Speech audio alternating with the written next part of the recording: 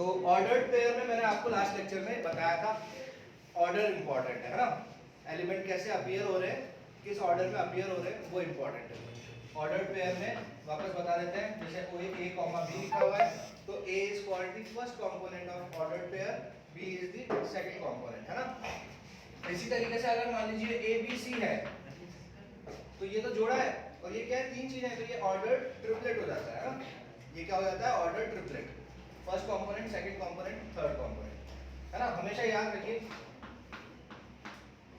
ठीक है। a कॉमा b ऑर्डर में अपीयर हो रहे हैं तो b कॉमा a के बराबर नहीं है, मतलब मैं ये बोल रहा हूँ 2 comma 3 is not equal to 3 comma 2, सही बात है ना, ऐसा होता है। दूसरी बात मैंने आपको ये भी बताई थी कि दो मतलब ऑर्डर्ड पेयर्स अगर इक्वल हैं तो ये सिर्फ और सिर्फ तभी संभव है, सिर्फ और सिर्फ तभी पॉसिबल है कि उसका फर्स्ट कंपोनेंट इसके फर्स्ट कंपोनेंट के बराबर होना चाहिए, इसका सेकंड कंपोनेंट इसके सेकंड कंपोनेंट के बराबर होना चाहिए, ठीक है। ओके, तो एक साधारण सा सवाल करो फिर आगे बढ़ते हैं। क्वेश्चन ये है 2x minus 3y comma 4x plus y is equals to minus 2 comma 4, then find xy, find x and y, basic सवाल, so find x and y।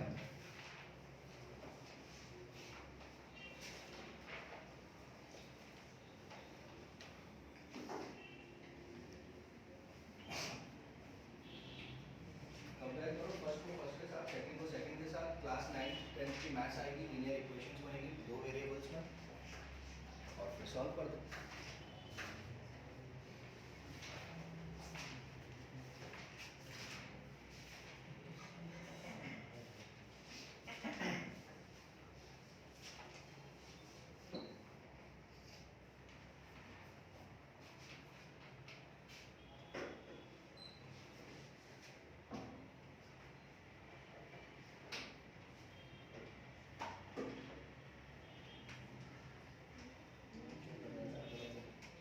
Linear equation को कैसे सॉल्व करते हैं, एलिमिनेशन, सब्स्टिट्यूशन या cross multiplication.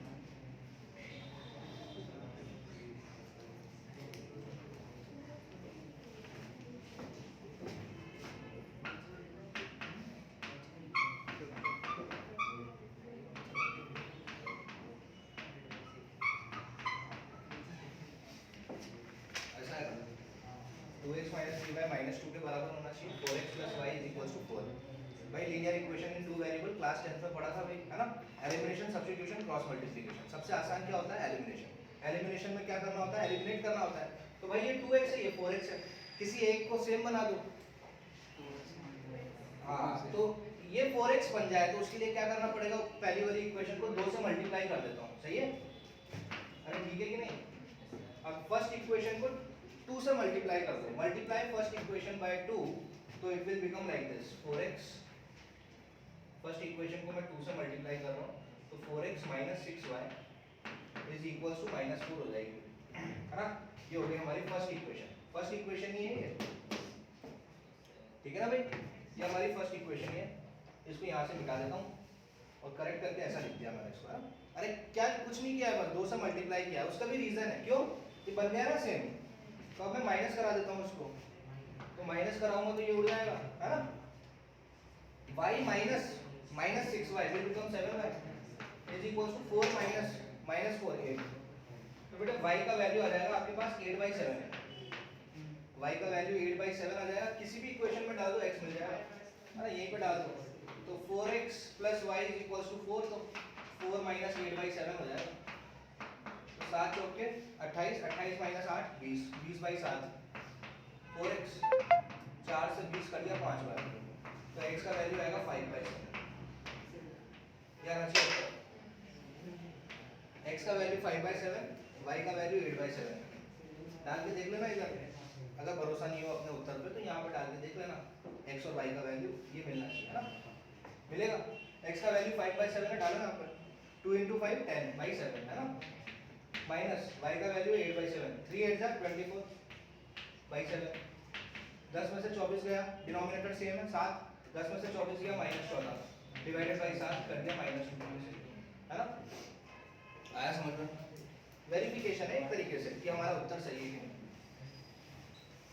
ठीक है, आ रही है बात, आया समझ में? ठीक है, इसका दूसरा क्वेश्चन करते हैं। क्वेश्चन ए कोई सेट है, एक सेट एक्सप्रेस कर रहा हूं मैं, x, y such that x square plus y square is equal to 100। बात आ रही समझ में ये? अरे सुनो सुनो सुनो, ये मैंने एक्सप्रेस कर रखा है ना, किस फॉर्म में? ये सेट बिल्डर के फॉर्म में मैं आपको दे रखा है। सेट बिल्डर में मैंने बेसिकली सेट बिल्डर में हम क्या लिखते हैं, एक x लिखते हैं ना, छोटा x सच दैट, अब यहाँ पे वो x और y दोनों है ना, तो x, y कुछ इस तरीके से कि इन दोनों के स्क्वायर का जोड़ कितना है, 100 है। तो इसको आपको, है ना, इसको आपको बता रहा है as a set of ordered pair, है ना, आ रही है बात समझ में? As a set of ordered pair इसको एक्सप्रेस करना है। Express the set in the form of ordered pair, in the form of ordered pair, in the form of ordered pair, आपको इसको एक्सप्रेस करना है। हाँ बेटा, X square plus Y square कितना होना चाहिए, 100 होना चाहिए। अब आपको ऐसे तोड़ने हैं, केसेस तोड़ने हैं, मैं आपको एक हिंट दे देता हूँ, एक हिंट दे देता हूँ, 0 का स्क्वायर प्लस 10 का स्क्वायर क्या बोलते हो, सही क्या 100 होता है? तो एक ऑर्डर पेयर आ गया मेरा 0,10। बात आई समझ में? नहीं आई? अरे x, y होता है ना ऑर्डर पेयर, एक ऑर्डर पेयर क्या आ गया 0,10। अब एक आ गया ना तो ज्यादा दिमाग लगाने की जरूरत नहीं है, एक ये मिल गया तो एक दूसरा आपको इससे मिल जाएगा 10,0। नहीं आई बात समझ? अरे जैसे 0,10 है, यहाँ पे 0 का स्क्वायर 0, 10 का स्क्वायर 100, 0 प्लस 100 100, सही बात है ना। यहाँ पर ये आपको ये और x, जो x, y है किसको बिलोंग करना चाहिए, w को, है ना, पॉइंट में नहीं चलेंगे। हाँ ये भी लिखो, x, y किसको बिलोंग करने चाहिए, होल नंबर को, ये नहीं कि आप कुछ भी लिख दो, है ना, होल नंबर आना चाहिए। हाँ बेटा, तो 0,10 एक ऑर्डर पेयर आएगा, समझ में आई ये बात? तो अगर 0,10 है तो 10,0 भी तो होगा, है ना। और सोचो किसके स्क्वायर्स 100 बनाएंगे, 64 और 36। अरे ज्यादा मुश्किल नहीं है, पांचवी छठी से पढ़ते आ रहे हैं हम, है ना। 64 और 36 यानी 6 का स्क्वायर प्लस 8 का स्क्वायर, अरे ये भी 100 देता है ना। तो एक ऑर्डर पेयर हो गया मेरा 6,8, है ना, तो एक हो गया, तो इससे ऑटोमेटिकली दूसरा हो गया 8,6। आई बात समझ में? इसके अलावा दुनिया में और कुछ पॉसिबल नहीं है, मतलब परफेक्ट स्क्वायर के फॉर्म में 100 टोटल मिल जाए मुझे, ये चार ही बन सकते हैं, ये चार ही ऑर्डर पेयर है। और कुछ है क्या? आप सोचोगे यार 25, 75, तो 25 तो ठीक है, 5 का स्क्वायर होता है, 75 किसका स्क्वायर होता है, परफेक्ट नहीं है ना। अरे नहीं है, परफेक्ट नहीं है। तो ऐसे लिखूंगा a इज इक्वल्स टू, बनाऊंगा ब्रेस और उसके अंदर लिखूंगा 0,10, 10,0, 6,8, 8,6। ये हो गया मेरा answer in the form of ordered pair, in the form of ordered pair। आई बेटे, समझ में आया? पक्की बात है ना, हर एक चीज का मतलब है, बस ज्यादा मुश्किल नहीं है। यहाँ दे रखी है ना इन्फॉर्मेशन, होल नंबर को बिलोंग कर रहा है, आपको एक्स वाई ढूंढ के लेके आना है, होल नंबर होने चाहिए, ऑर्डर पेयर के फॉर्म में पेश करो, कैसे कैसे ये 100 बन सकता है। तो ये तरीके हैं जिससे ये 100 बन सकता है। इसके अलावा दुनिया में ऐसा और कोई ऑर्डर पेयर नहीं होगा होल नंबर को बिलोंग करने वाला जो हमको 100 देते हैं, है ना। आ गया ये समझ में? ठीक, चलिए ऑर्डर पेयर के बाद आता है हमारा हेडिंग लिखिए Cartesian product, Cartesian product of two sets, Cartesian product of two sets, Cartesian product of two sets,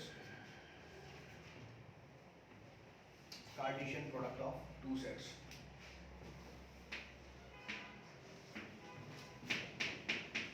अभी हेडिंग लिखो, बाकी चीजें लिखना मत, पहले मैं समझा रहा हूँ आपको, है ना, पहले समझेंगे।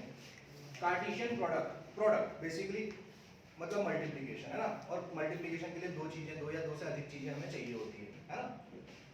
तो अगर मैं कोई एक सेट लेता हूँ ए, मान लीजिए मैंने ए कोई सेट लिया, उसके कंपोनेंट उसके एलिमेंट्स ले लिए मैंने ए कॉमा बी, और मैंने कोई दूसरा सेट लिया बी, उसके कंपोनेंट्स ले लिए मैंने सी कॉमा डी, है ना। दो एलिमेंट्स इसमें है, दो एलिमेंट्स इसमें है, ठीक है। मैं पूछ रहा हूँ आपको ए क्रॉस बी, है ना। ये ए क्रॉस बी जो होता है, ये क्रॉस क्या दिखाता है आपको, ये क्रॉस क्या सिग्निफिकेंट, ये हाँ ये बता रहा है आपको कार्टेशियन प्रोडक्ट, सेट का कार्टेशियन प्रोडक्ट, है ना। आप इसको ऐसे भी लिख सकते हैं ए डॉट बी, है ना। या नॉर्मल मैथमेटिक्स में 2 into 3 और 3 into 2 दोनों आपको आंसर क्या देता है, 6 ही देता है। लेकिन कार्टेशियन प्रोडक्ट में दो सेट्स का जब हम मल्टीप्लिकेशन करेंगे तो उनके उत्तर अलग आएंगे, ये बात आप समझ लीजिए पहले, है ना। क्या बोला मैंने, कार्टेशियन प्रोडक्ट सेट्स के जो मल्टीप्लिकेशन की बात करेंगे तो वो डिफरेंट होंगे। A cross B is not equals to what, B cross A, है ना। पहली बात तो ये। अब मैं आपको बताता हूँ, मुझे निकालना है ए क्रॉस बी, है ना। तो ए के जो एलिमेंट हैं, कौन कौन है ए के एलिमेंट, ए बी। तो जब मैं ए क्रॉस बी कर रहा हूँ तो हमेशा जब इसका क्रॉस प्रोडक्ट आएगा ना, तो इसका जो क्रॉस प्रोडक्ट आएगा वो एक ऑर्डर्ड पेयर के फॉर्म में आएगा। कैसे आएगा, ऑर्डर्ड पेयर। ऑर्डर्ड पेयर कैसा होता है, ऑर्डर्ड पेयर में क्या होती है, दो चीजें होती है, हाँ। तो कैसे आता है वो ऑर्डर्ड पेयर, इस सेट का जो पहला एलिमेंट है कौन है, ए, है ना। तो ए को आप इसके साथ बॉन्ड कराओगे, है ना, ए सी के साथ मिलेगा, ए डी के साथ मिलेगा, है ना। तो क्या क्या हो गया, ए कॉमा सी कॉमा, है ना, ए कॉमा डी। ए ने सबके साथ मैपिंग कर ली, ए का काम खत्म हो गया, अब किसके पास, अब बी के पास। तो अब आऊंगा मैं बी कॉमा सी, बी कॉमा डी। आई बात समझ में। तो ये हुआ मेरा ए क्रॉस बी। ध्यान रहे, ए क्रॉस बी में ए क्रॉस बी जब भी मैं करूंगा तो उसका क्रॉस प्रोडक्ट मुझे कैसा आएगा, ऑर्डर्ड पेयर के फॉर्म में आएगा, है ना। ऑर्डर्ड पेयर के फॉर्म में आएगा। और ध्यान रखने वाली बात क्या है कि ऑर्डर्ड पेयर का हमेशा देखो फर्स्ट कंपोनेंट किसको बिलोंग कर रहा है, ए को, है ना। सेकंड कंपोनेंट किसको बिलोंग करेगा, इतनी बात आई समझ में। अब लिखिए Cartesian product of two sets,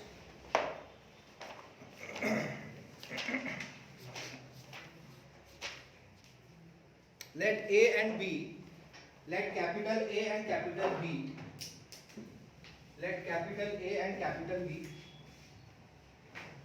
be the two non-empty sets, be the two non-empty sets, non-empty sets, non-empty का मतलब कुछ ना कुछ है उसमें, है ना, कैपिटल A और कैपिटल B में, ठीक है ना। Then the Cartesian product of A and B, then the Cartesian product of A and B, then the Cartesian product of A and B is denoted as like this, ऐसे denote करते हो, A cross B लिखो, is denoted as A cross B,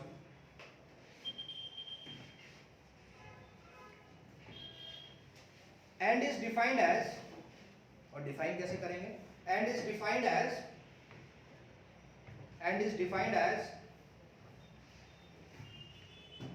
the set of all ordered pairs, and is defined as the set of all ordered pairs, the set of all ordered pairs, side में लिखना ना ऐसा, ए comma B. भाई order pair हमेशा इस form में ही आता है ना, आप छोटा x छोटा y भी लिख सकते हो, छोटा c छोटा d भी लिख सकते हो, ऑर्डर पेयर इस फॉर्म में आता है ना। And is defined as set of all ordered pairs a कॉमा b such that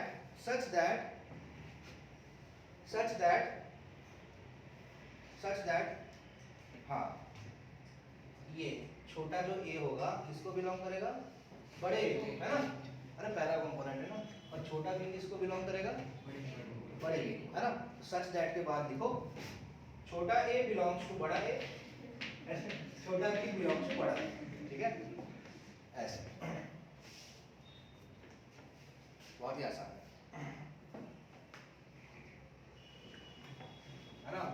thus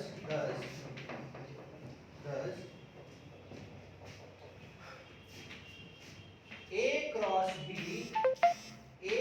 B, अब देखो मैं इसकी परिभाषा लिखने वाला हूँ A क्रॉस बी की सेट बिल्डर के फॉर्म में। A cross B is, brace बनाओ, A क्रॉस बी में हमेशा क्या आएंगे, ऑर्डर्ड पेयर आएंगे। कौन से ऑर्डर्ड पेयर, AB। तो A क्रॉस बी में आएगा AB कुछ इस तरीके से कि A बिलोंग करेगा, छोटा A बिलोंग करेगा A को, कॉमा छोटा B बिलोंग करेगा बड़े B।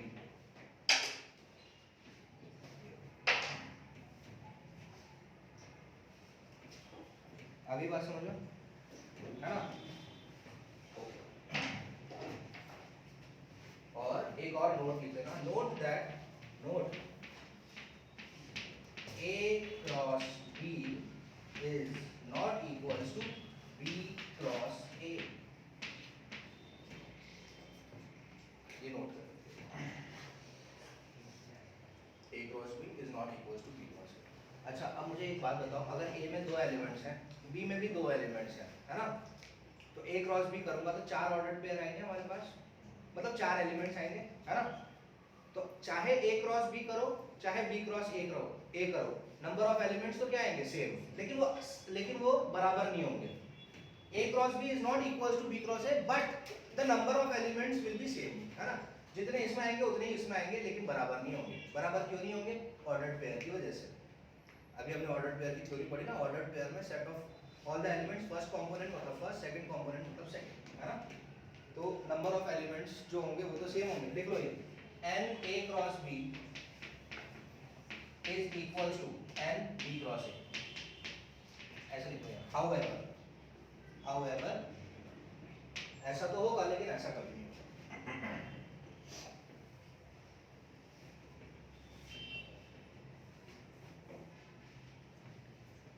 नोट पे लिखते जाओ।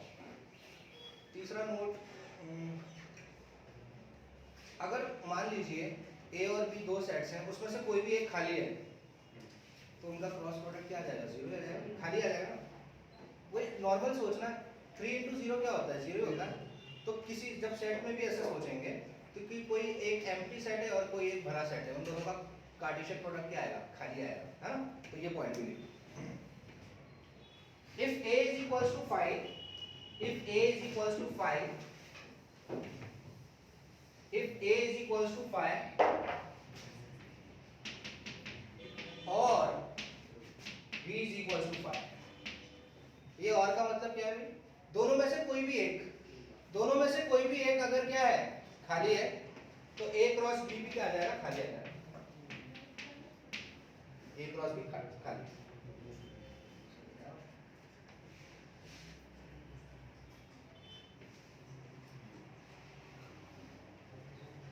है ना। और वो भी साधारण, अगर number of elements in A मान लेते हैं m है, और number of elements in B मान लेते हैं, तो n नाम नहीं देंगे यार, ये भी n हो जाएगा, या इसको p नाम दे देते हैं, इसको q नाम दे देते हैं, ठीक है ना। मान लेते हैं number of elements set A में कितने हैं, p एलिमेंट्स हैं, और number of elements in set B कितने हैं, q है। तो number of elements in A into number of elements in B is equal to हो जाएगा p इनटू q, है ना। ये हो गया। ये सिंपली आप ऐसे इसको और वेल डिफाइंड लिखो, तो ऐसे number of elements in A cross B ऐसे लिखो, number of elements in A cross B is equal to p into q या p क्रॉस q।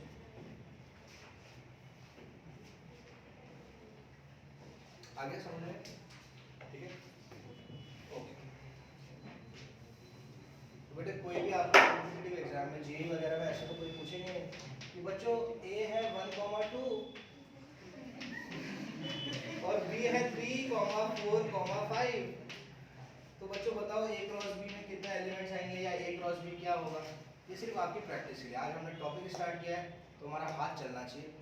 तो A क्रॉस B और B क्रॉस A निकाल दो, पूछेगा कोई नहीं आपसे, जल्दी निकालो, ये दोनों करो। A क्रॉस B भी निकालना है, B क्रॉस A भी निकालना है।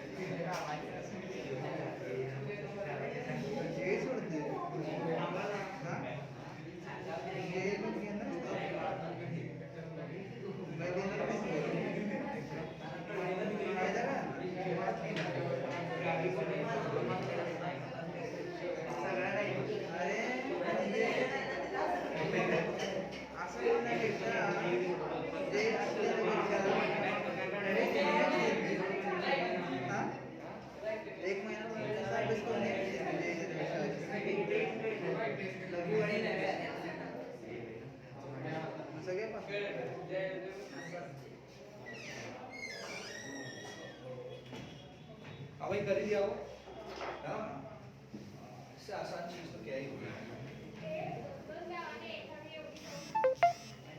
हाँ ए क्रॉस बी, हाँ भाई दरवाजा बनाओ ऑर्डर पे लिखते जाओ, 1 को पकड़ लो पहले, 1 की सारी मैपिंग करा दो, 1 कॉमा 3 1 कॉमा 4 1 कॉमा 5, फिर 2 को पकड़ो 2 कॉमा 3 2 कॉमा 4 2 कॉमा 5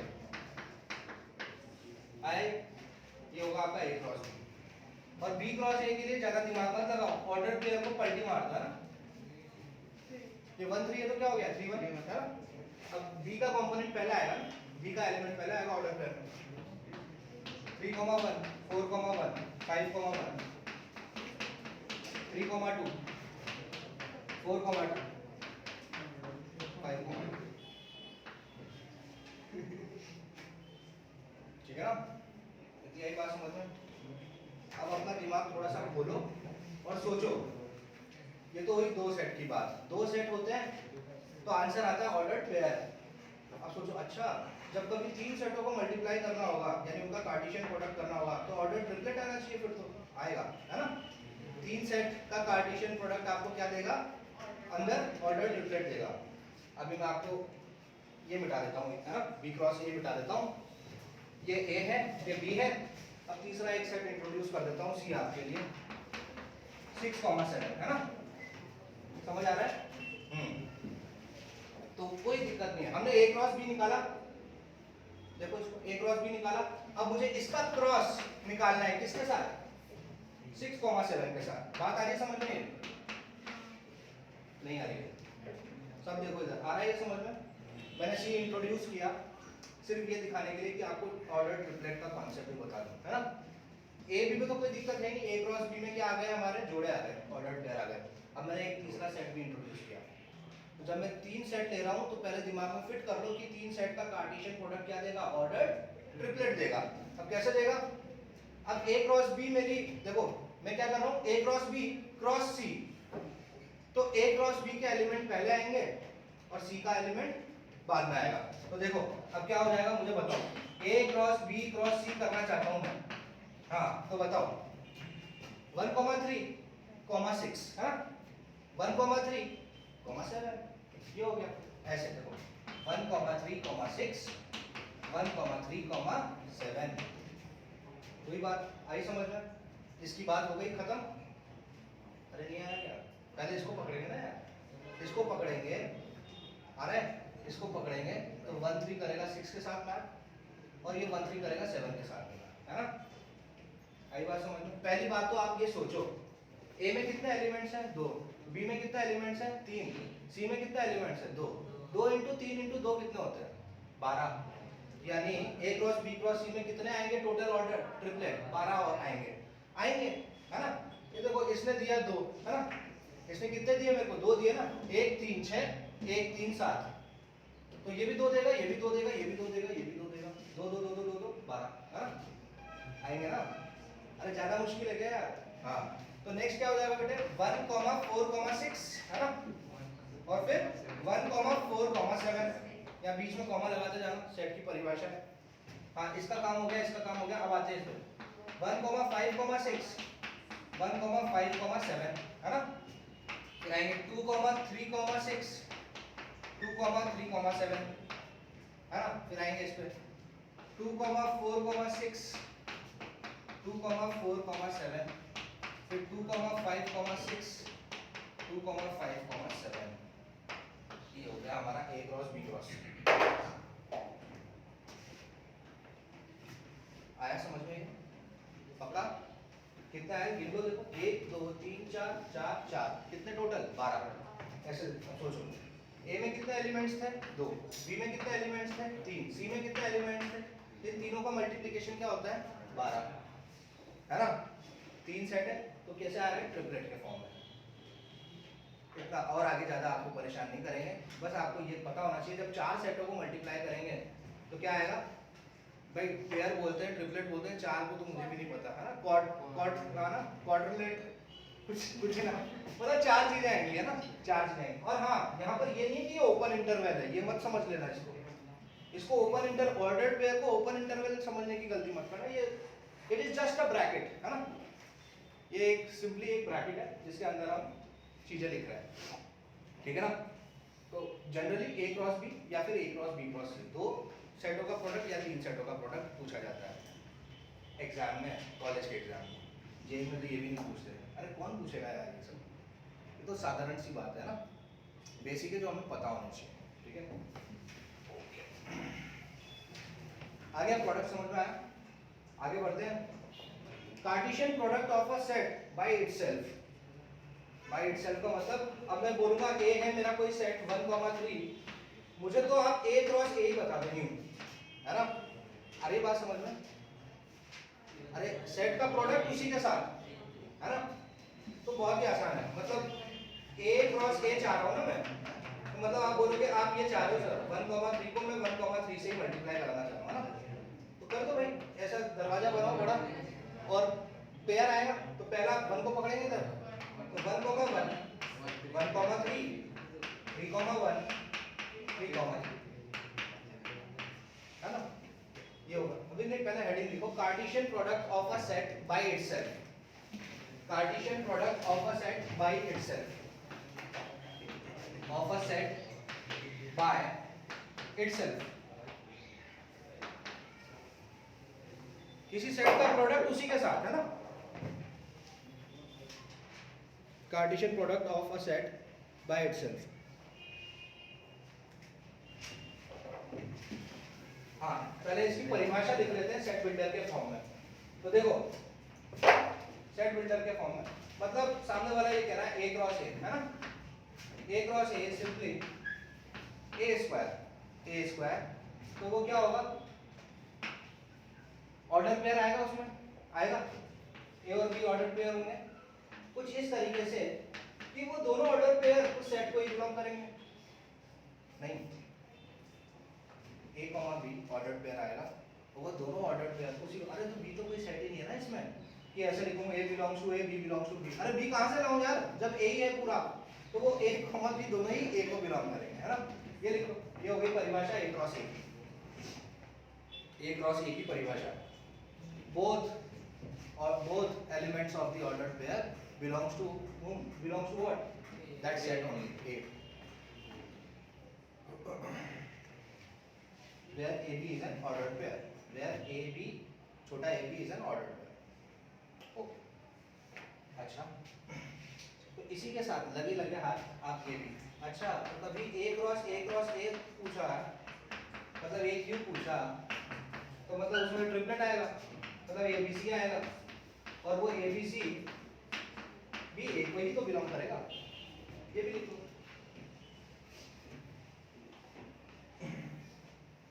ये भी लिखो,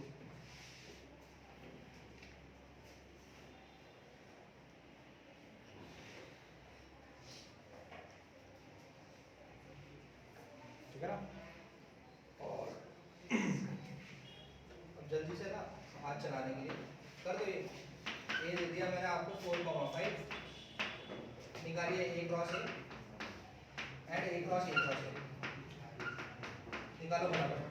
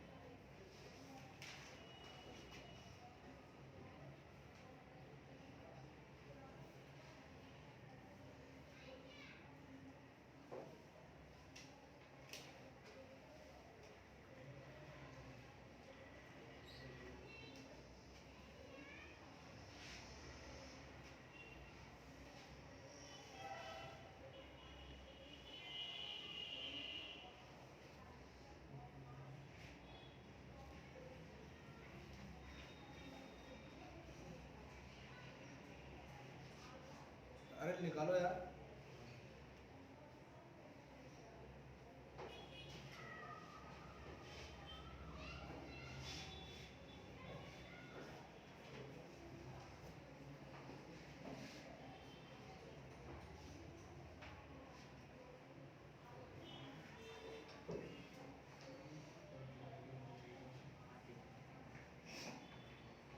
क्रॉस ए में तो 4 आ जाएंगे और ए क्रॉस ए में 8 एलिमेंट्स आएंगे।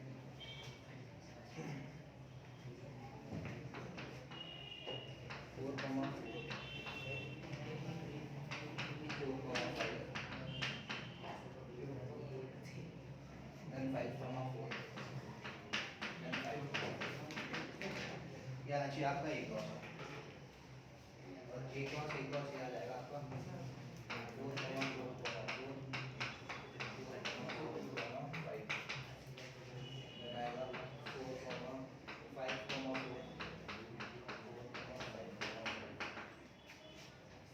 हाँ जी हाँ किसी ने आवाज़ दी क्या? कंफ्यूज मत किया करो यार।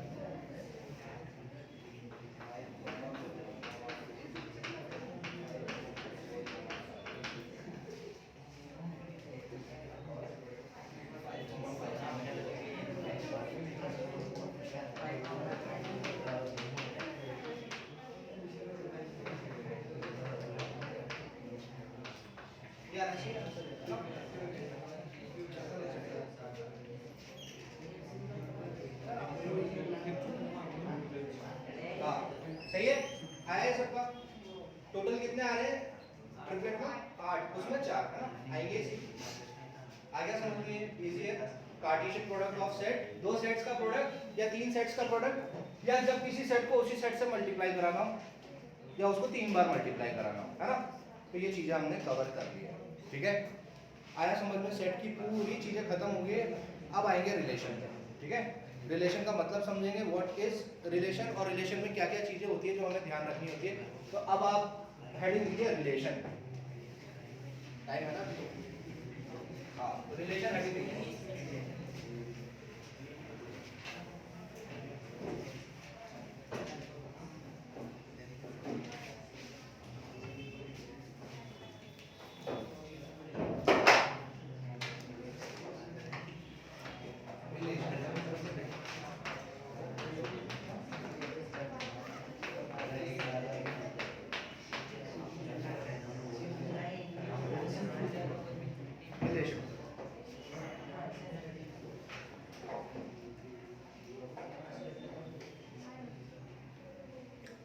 रिलेशन है ना। बेसिकली यार जब भी हम रिलेशन शब्द की बात करते हैं तो रिलेशन शब्द की बात करने के लिए दो चीजें चाहिए होती है हमें है ना। अरे मैं अपना ही रिलेशन अपने आप से थोड़ा ना करूँगा। दो चीजें तो दो चीजें तो लगेगी ना। मैं या मेरा दोस्त मैं या मेरी मम्मी मेरे पापा मेरी बेटी है ना। तो दो चीजें चाहिए होते हैं उसके लिए है ना। दो चीजें चाहिए होगी आपको रिलेशन के लिए। तो सबसे पहली चीज इसमें लिखिए पहले आप रिलेशन में two objects or quantities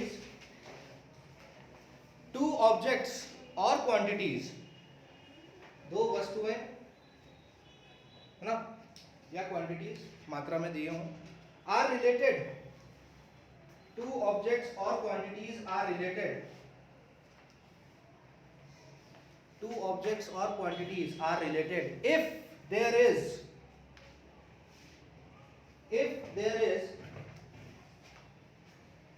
recognizable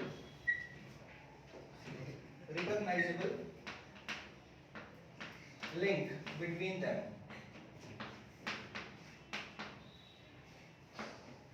ये B/W का मतलब बिटवीन होता है। रिकॉग्नाइज कर सकें हम उनके बीच का लिंक है ना। आया ये जो आपने लिखा है अंग्रेजी में एक है ना सेंटेंस इसका मतलब समझ में आया। दो क्वांटिटीज या दो वस्तुएं एक दूसरे से रिलेटेड तब होंगी जब उनके बीच कोई ना कोई ध्यान या रिकॉग्नाइजेबल लिंक हो है ना। कुछ ना कुछ एक ऐसी चीज हो जो उनके बारे में बताया हमें ठीक है। जैसे ए है और बी है ए इज रिलेटेड मतलब ये आर क्या बता रहा है मुझे ए का रिलेशन बी के साथ है ना ठीक है ना। ए का रिलेशन बी के साथ इस तरीके से ये रिलेशन हम देते हैं। अगर ए का रिलेशन बी के साथ है तो कुछ ना कुछ एक आइडेंटिफाई प्रॉपर्टी होनी चाहिए।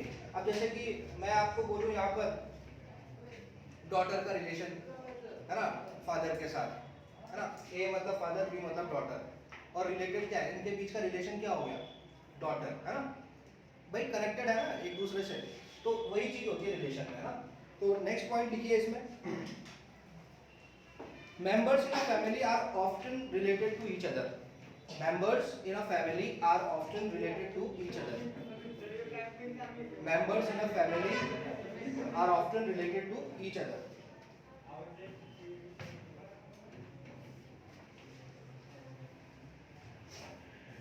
है ना। यार इसमें थोड़ा बहुत हमें लिखना पड़ेगा क्योंकि कहानी आती है रिलेशन में ना, थोड़ा थ्योरेटिकल पार्ट है इसीलिए मैं लिखवा रहा हूँ। तो full stop, we describe relation as, we describe relation as, we describe relation, हम रिलेशन को डिस्क्राइब कैसे करते हैं, as A is a friend, A is a friend of B, A is a friend of B, yeah, F is father of, F is father of S, F कौन है, जो भी है फादर है, S सन का, है ना, ठीक है। हाँ, तो full stop, in mathematics we can have different relations, देखो ऐसा गणित में हमें अलग अलग रिलेशंस मिल सकते हैं, in mathematics we can have different relations,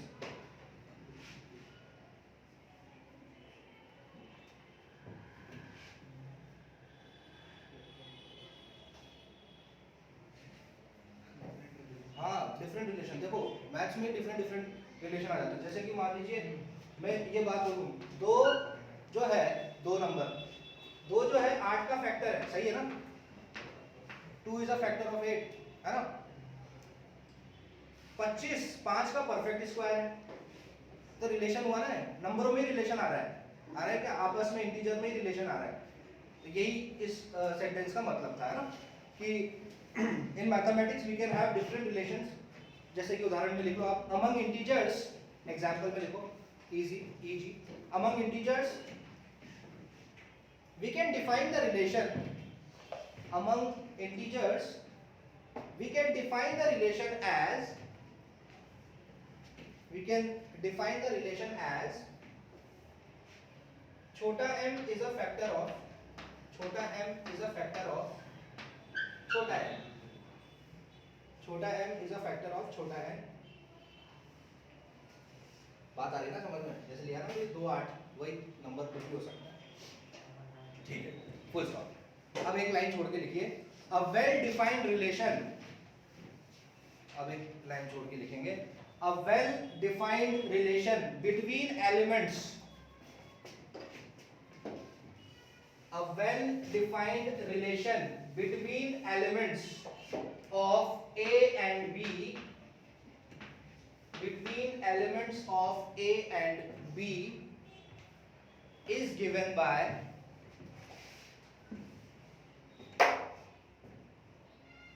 क्या बोला मैंने, well defined, जैसे कि सेट में हमने पढ़ा था ना, collection of well defined objects, है ना, वेल डिफाइंड होने चाहिए, तो हमें रिलेशन देना है, किनका रिलेशन देना है, ए और बी का, ए और बी का कैसे, अरे ए और बी के अंदर जो एलिमेंट्स आते हैं उनका रिश्ता देना है ना उसके साथ, कैसे वो रिलेटेड है, तो a well defined relation between elements of A and B is given by छोटा ए बड़ा आर छोटा बी, ऐसे देखो is given by,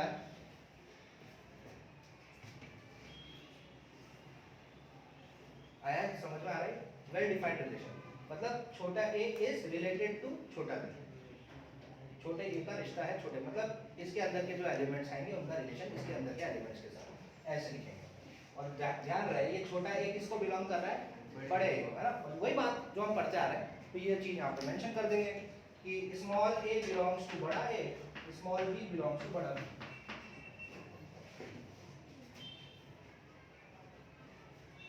है ना। इसीलिए हमने अभी अभी थोड़ी देर पहले क्या पढ़ा, कार्टेशियन प्रोडक्ट, जब भी रिलेशन आएगा, जब भी हम रिलेशन देंगे तो वो रिलेशन हमेशा ऑर्डर्ड पेयर के फॉर्म में आएगा, तो लिखिए ये, thus the relation gives ordered pair, thus the relation thus इसको ना 3 स्टार मार्क करके लिखना इस लाइन को, क्योंकि इसी लाइन का आपका पूरा रिलेशन अब चलेगा। ये लाइन है, समझनी है ना।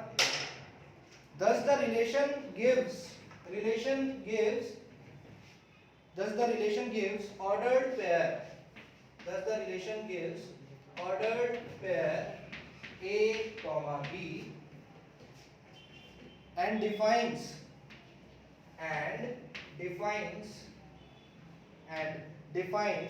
a subset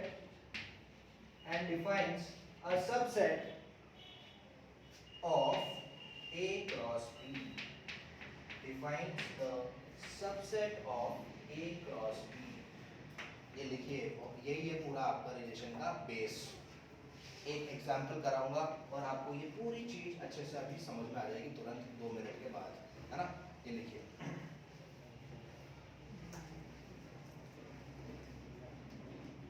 आप समझ रहे हो, ए क्रॉस बी में दुनिया के जितने भी ऑर्डर्ड पेयर आएंगे, है ना, तो जो रिलेशन होगा वो एक सबसेट होगा ना, कुछ ना कुछ तो उसका होगा ही उसमें।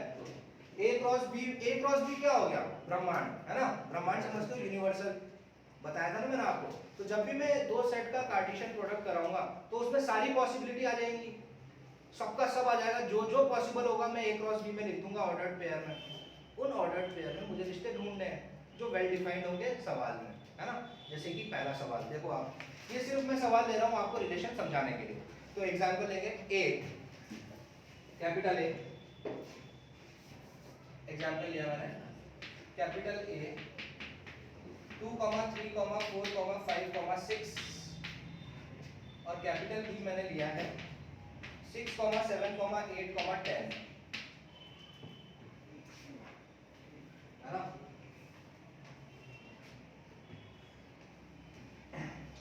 Then the relation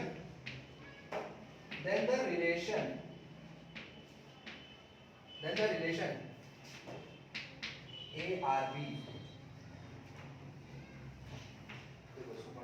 then the relation A मतलब इसको बिलोंग करेगा, छोटे ये सब, ये B मतलब ये सब, है ना। A is related to B if A is a factor of B. A is a factor of B. Gives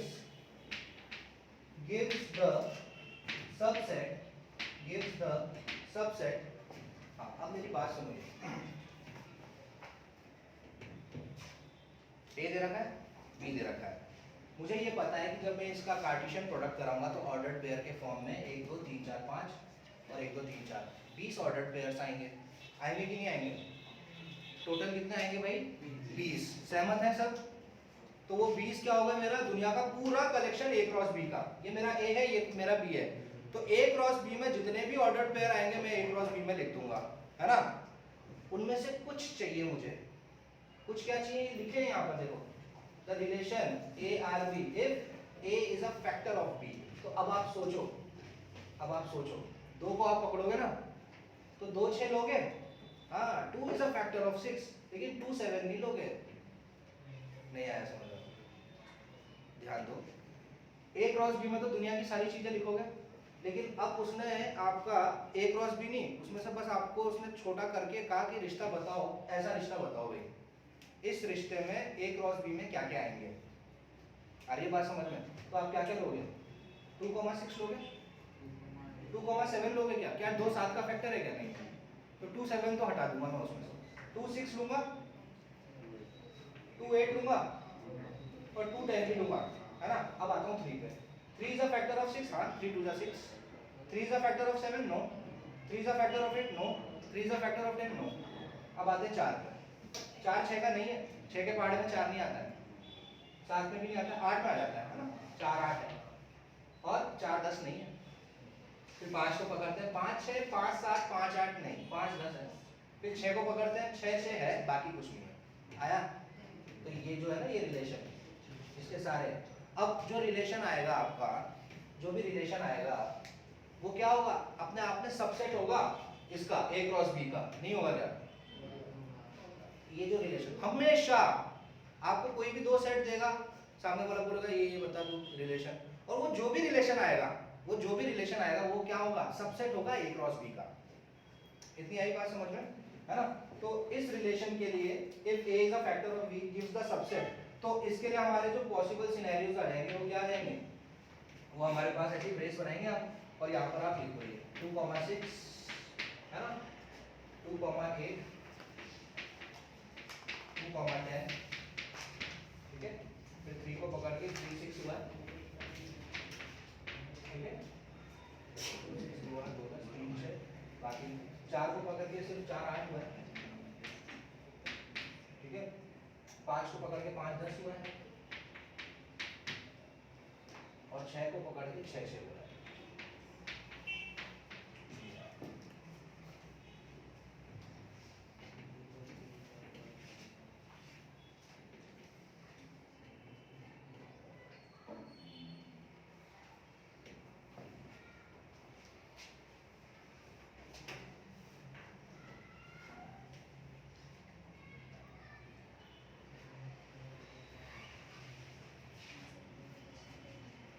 हाँ पूछना है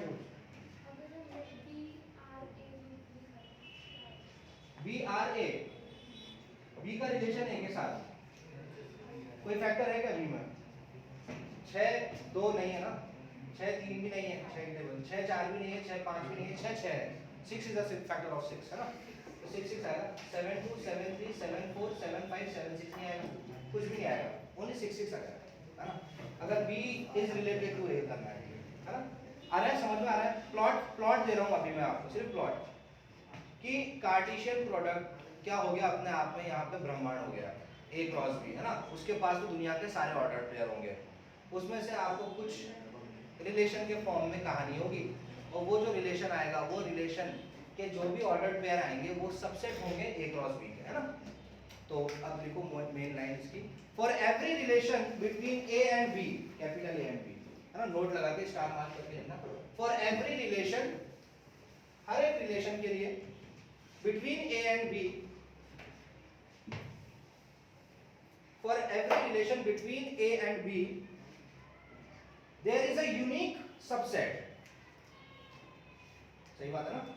There is a unique subset. There is a unique subset defined in A cross B. There is a unique subset defined in A cross B. मतलब किसी भी every relation, हर एक relation जो हम ए और बी के बीच में देंगे उसमें क्या होगा, एक यूनिक सबसेट होगा जो कि डिफाइंड होगा ए क्रॉस बी में, है ना, ए क्रॉस बी में वो डिफाइंड होगा। And for every subset of A cross B, and for every subset of A cross B, A cross B के हर एक सबसेट में there is a unique relation associated with it. There is a unique relation associated with it, है ना। फिर एक line छोड़कर वापस स्टार मार्क करके लिखना ये चीज, hence we can say that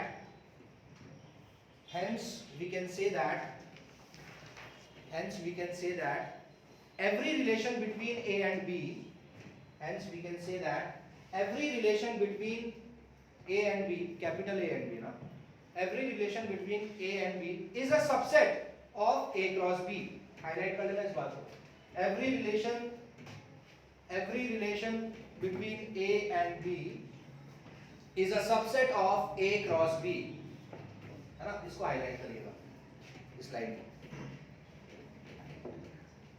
And all relationships are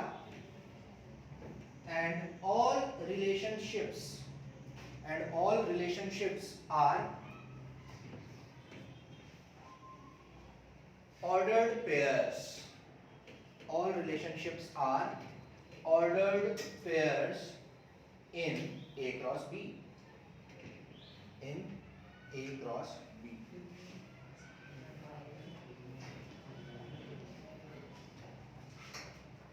ठीक है।